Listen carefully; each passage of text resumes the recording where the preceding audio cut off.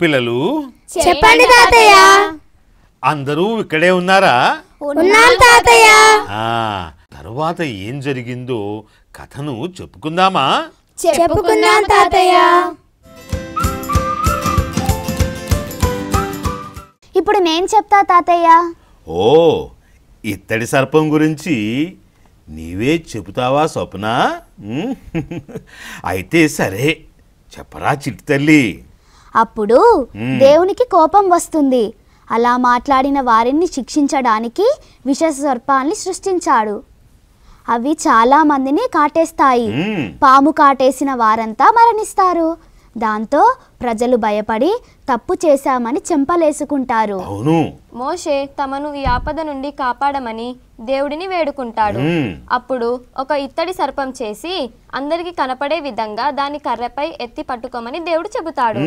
దాన్ని చూచిన వాళ్ళంతా బ్రతుకుతారు. అవును, అమ్మయ్యా, చెప్పేశారు కదా స్వప్న స్వరూపులిద్దరూ. గుడ్. మరి ఆ తరువాత ఏమైంది? నువ్వు చెబుతావా ఆనంద్? అలాగే తాతయ్య. ఇక అక్కడి నుండి ఇశ్రాయేలు ప్రజలు తమకు ఎదురొచ్చిన వారందరినీ గెలుచుకుంటూ వెళ్తారు. యెహోషువ ఇశ్రాయేలు సైన్యానికి నాయకత్వం వహిస్తాడు. అవును. మోషే చేతులెత్తి ప్రార్థిస్తుంటే యెహోషువ యుద్ధంలో అందర్నీ ఓడిస్తాడు. అలా వారు చివరికి వాగ్దాన భూమి పొలిమేరలు చేరుకుంటారు. అప్పుడు మోషే నెబో కొండపై నుండి వాగ్దత్త భూమిని కనులారా చూసుకుంటాడు. ఎందుకంటే తనకు వాగ్దత్త భూమిని చేరుకునే భాగ్యం ఉండదని యావే ప్రభు చెప్పాడు కదా. అవును కదా. ఆ తర్వాత తనకు వారసునిగా యెహోషువను ప్రకటిస్తాడు. ఇజ్రాయేలీ ప్రజలను వాగ్దత్త భూమికి చేర్చే బాధ్యతను అప్పజెప్పి తన 120 సంవత్సరాల వయసులో మరణిస్తాడు. అవునర్రా, మోషే 40 సంవత్సరాలు ఫరో రాకుమారి సంరక్షణలో పెరిగాడు. 40 సంవత్సరాలు ఐగుప్తు నుండి మిద్యాను ప్రాంతానికి పారిపోయి అక్కడ పూజారి ఎత్తులో పశువుల మందలను కాస్తూ అతని కుమార్తెను వివాహమాడి 40 సంవత్సరాలు అక్కడే గడుపుతాడు.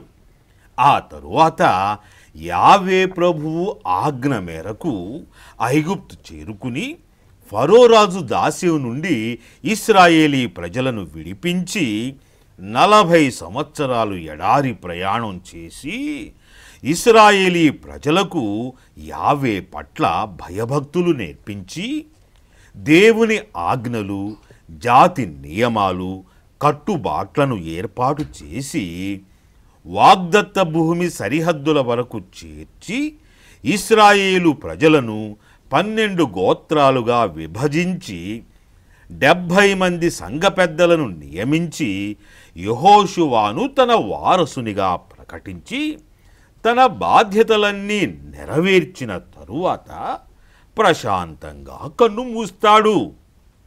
పాపం, మోషే వాగ్దత్త భూమిని చేరుకోలేకపోయాడు కదా తాతయ్య.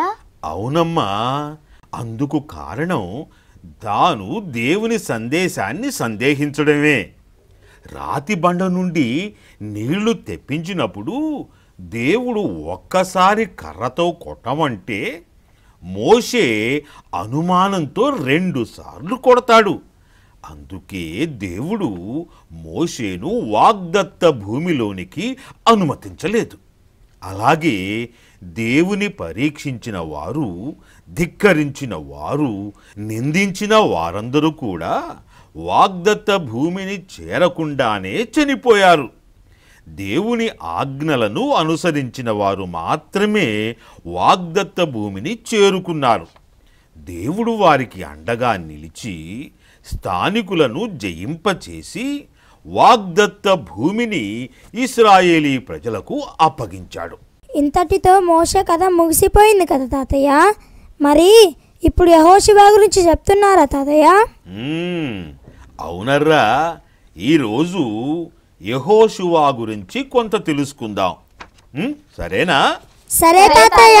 మోవాబు మైదానంలో నెబో పర్వత ప్రాంతంలో మోషే మరణించిన ఉదంతంతో పూర్వ వేదములోని మొదటి 5 గ్రంథాల కథనాలు ముగుస్తాయి. వాటిని తోరా లేదా ఆది పంచకం అని అంటారు.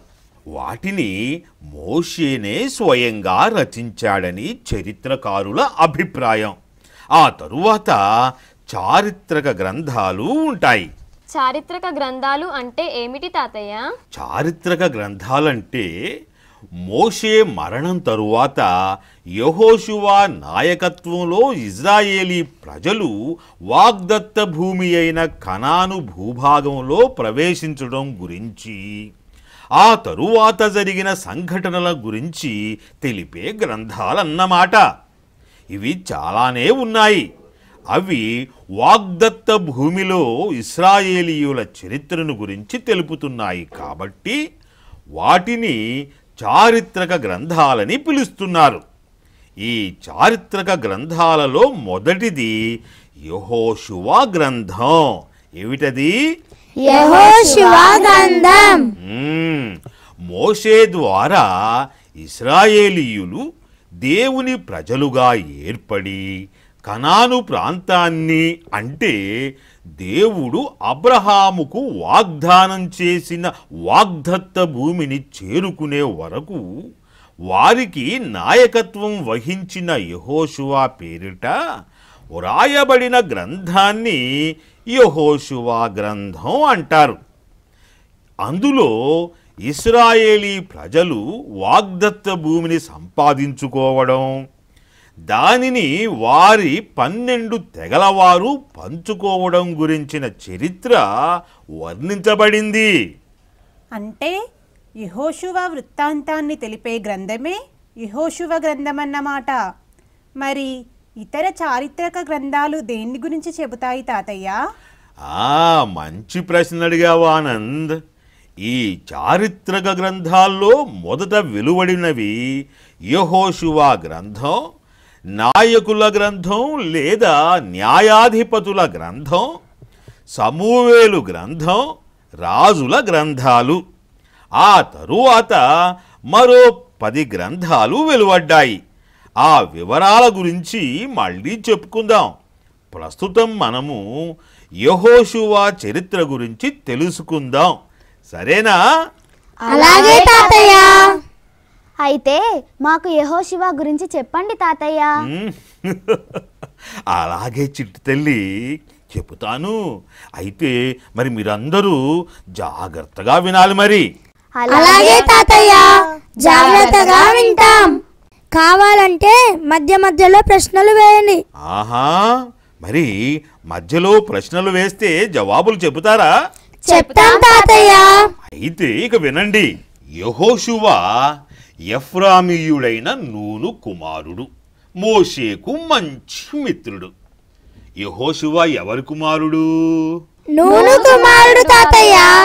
మంచిది, జాగ్రత్తగా వింటున్నారన్నమాట. ఇతన్ని హోషేయ అని పిలిచేవారు. అంటే దేవుని రక్ష అని అర్థం. మోషే ఇతన్ని యెహోషువ అని పిలిచి తన వద్దకు చేర్చుకున్నాడు.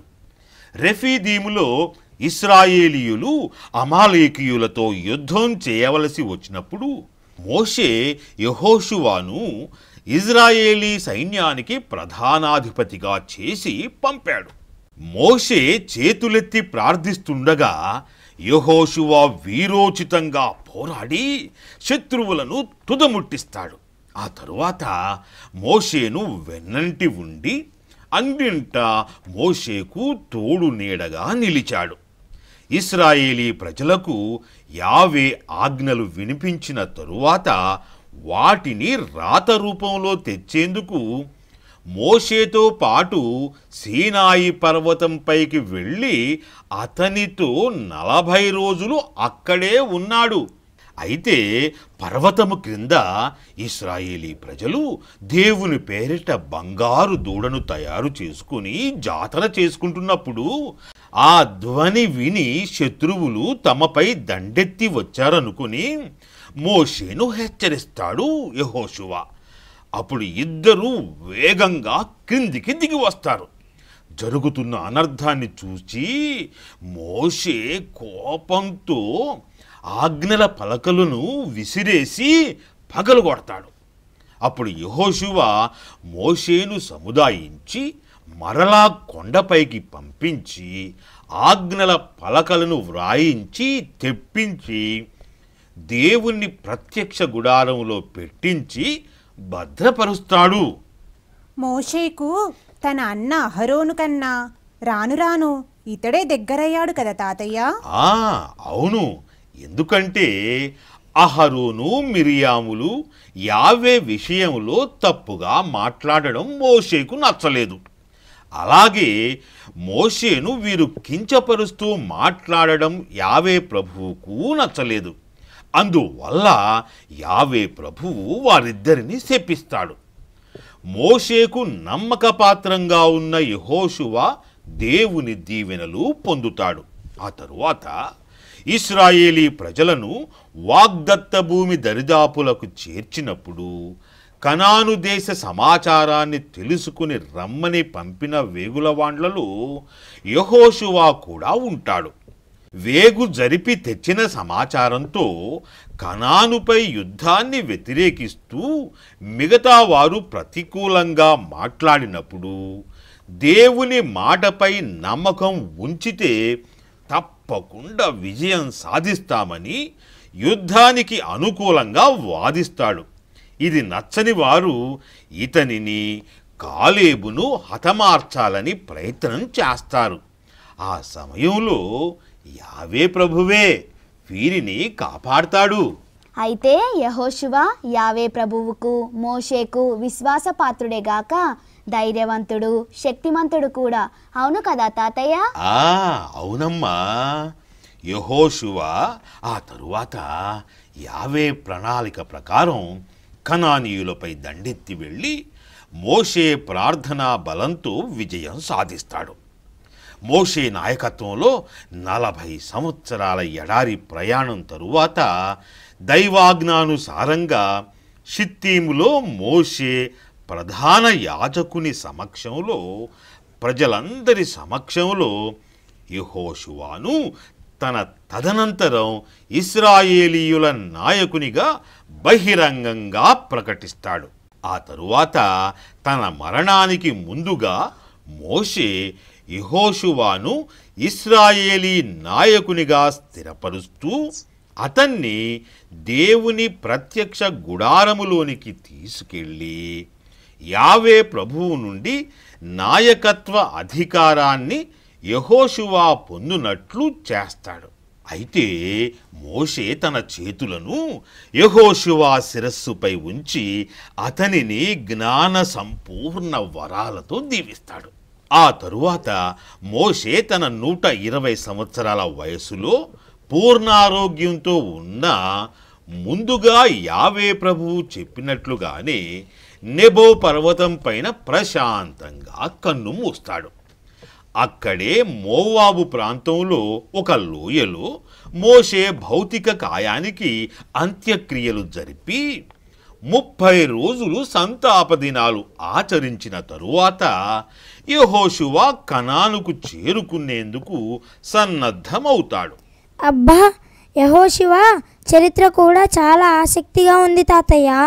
ఆ తరువాత ఇంకా ఏమేం అద్భుతాలు జరిగాయో కదా. అవునర్రా పిల్లలు, మోషే తరువాత అంత గొప్ప నాయకుడు యెహోషువ ఒక్కడే. మోషే మరణానంతరం యెహోషువ కనానును జయించి ఆక్రమించుకుంటాడు.